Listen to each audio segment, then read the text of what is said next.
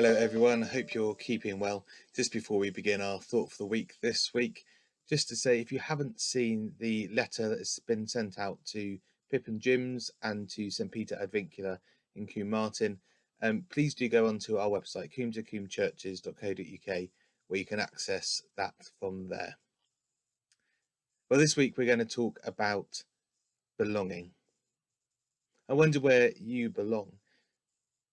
It's one of those fundamental human needs. We all need to belong somewhere. We all want to be wanted.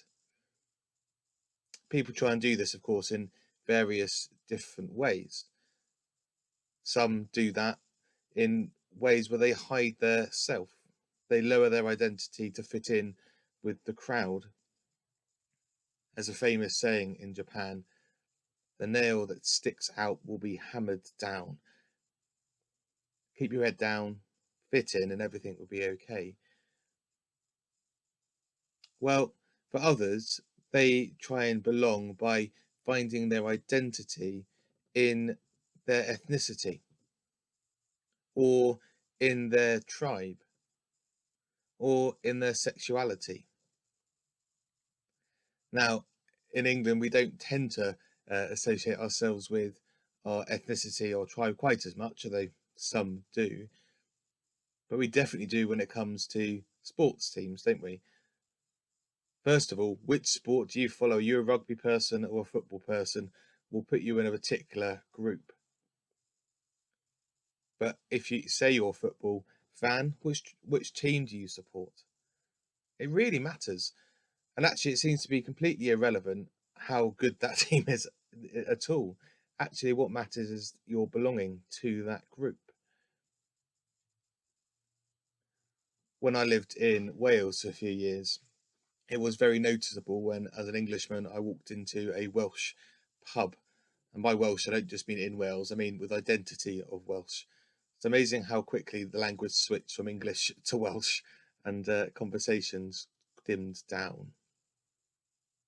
We do like to find identity in those that we are similar to, those we like, those we feel we belong with. Well, other people like to find their identity, don't they, in their hobby or the thing they do, even their work. Often when you say to someone, tell me about yourself, it's often started with, well, this is the job I do, or here's the hobby I like to do, because it's where we find some of our belonging. There are communities based around every hobby. Many hobbies get together, don't they, to be together, even if actually being together doesn't change or help them grow in their hobby at all. We like to belong. It almost doesn't matter where we find that, but we put our identity in that thing where we feel we're wanted and welcomed and feel safe. Now, of course, for the most part, that's not a bad thing at all. It's okay to want to be with people who are like you. It's okay to want to be with people where you feel comfortable. It's okay to be with people where you feel like you belong. There are, of course, times where that doesn't go well, and we're talking about some of those things in popular culture currently, aren't we? And in the news. But wanting to belong is a good thing. But I do think there can be some danger.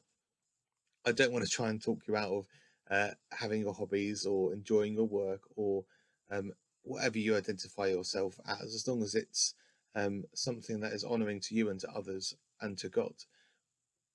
But when we place our full identity into those things, it can be very dangerous. We place our identity on things that are temporary. When we place our identity on things that are about what I feel today, and we end up risking that we're going to change how we feel, and yet our belonging depends on pretending that we still like that thing, or that thing itself changing, the club disappearing, our job being made redundant. Our identity and our belonging has to be bigger than that. It has to be based on something that is eternal, something that is beyond how I feel today. This Sunday, we're going to be looking at the story in Matthew 15. Matthew calls her the Canaanite woman, although by that point that area was known as Syrophoenicia. Her identity was placed in the fact that she didn't belong to the Jewish people, that she was an historic enemy of God's people. And yet, join us on Sunday to find out, how does she identify? Where does she feel she belongs? What about you?